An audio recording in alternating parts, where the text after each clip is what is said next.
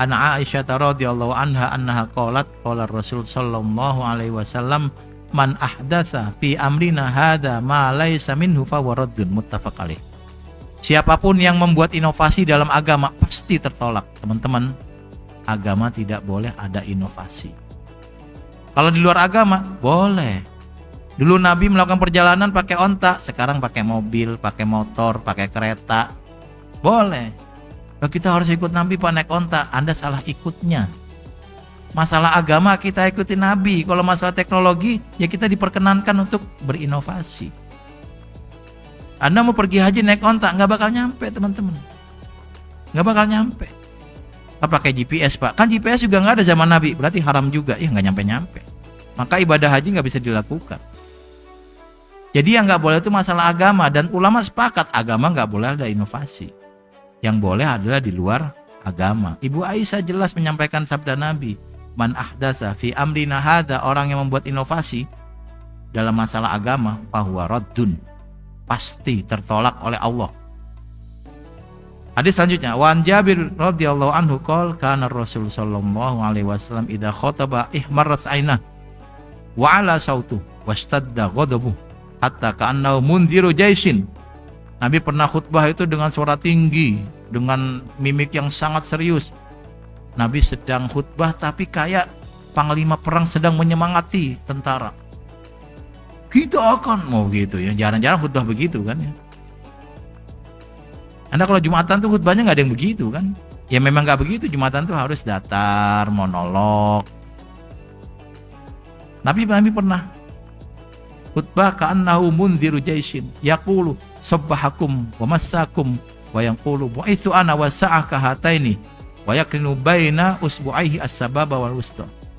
Aku diutus menjadi nabi terakhir dan waktu kita di dunia sampai kiamat cuma sedekat ini teman-teman. Jari telunjuk dan jari tengah dekat, bukan begini. Kalau begini lumayan ada selisih berapa jari itu. Begini dekat banget gitu.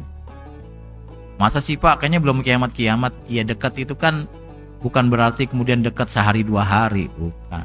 Tapi dalam artian beda. Kalau nabi lain punya kesempatan napas, kesempatan ngapa-ngapain, karena dia bukan nabi terakhir. Nabi Muhammad adalah nabi yang umatnya akan menghadapi kiamat. Wa yaqulu amma ba'du fa inna khairal hadisi kitabullah. Sebaik-baik ucapan, sebaik-baik teks adalah kitabullah. Semua dalam semua aspek Al-Qur'an adalah yang terbaik. Wa khairul hadi hadu Muhammad. Sebaik-baik perilaku adalah perilaku Nabi Muhammad. Kalau huda petunjuk, kalau haji perilaku. Kita ikuti Nabi Muhammad semuanya teman-teman. Bukan dalam hal teknis tapi dalam hal konsep-konsepnya. Misalnya Nabi Muhammad itu dengan istrinya bagaimana? Nabi Muhammad dengan sahabatnya bagaimana? Nabi Muhammad saat makan bagaimana? Kita ikuti. Bukan teknisnya. Kalau teknisnya kita akan sulit. Nabi Muhammad makan bubur sarit, Anda harus ikut. Nggak ada bubur sarit. Yang ada bubur ayam. Kalaupun ada yang jual bubur sarit, Anda nggak akan beli. Rasanya akan bubur ayam teman-teman. Apalagi kalau diaduk. Anda madhabnya aduk atau dibiarin bubur ayam itu? Jadi yang Anda ikuti perilaku Nabi, bukan teknis detail-detailnya. Wa syarrul umur muhdatsatuha. Sebaik-baik urusan agama adalah inovasi yang dalam agama tadi. Wa kullu bid'atin dhalalah. Semua bid'ah inovasi dalam agama adalah sesat. Lalu ada tambahan. Tapi tambahan ini bukan dari Nabi. Wa kullu dhalalatin finnar. Sudah kita bahas tapi Anda mungkin lupa. Dan ya modal-modal kayak Anda kan pengajian kan hari ini dengar besok lupa. Gak apa-apa karena memang dalam penelitian teman-teman, manusia itu kalau belajar sesuatu setelah 6 jam itu yang ingat tinggal 25%. Setelah seminggu yang Anda ingat cuma kayaknya ngomong apa yang lucu-lucu gitu deh, gitu doang yang Anda ingat tuh.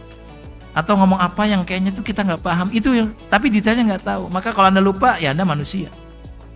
Nggak Pak, saya ingat, nggak percaya saya. Karena memang manusia punya karakter begitu, manusia lupa ya.